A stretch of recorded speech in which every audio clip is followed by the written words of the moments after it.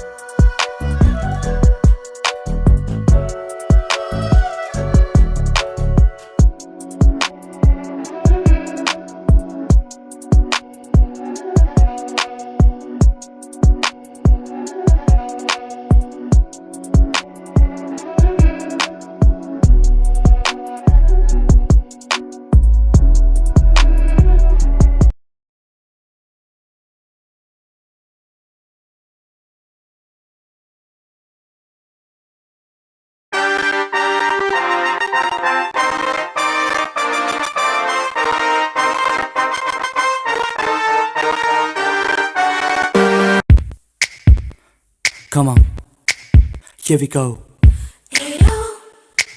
Do you wanna know?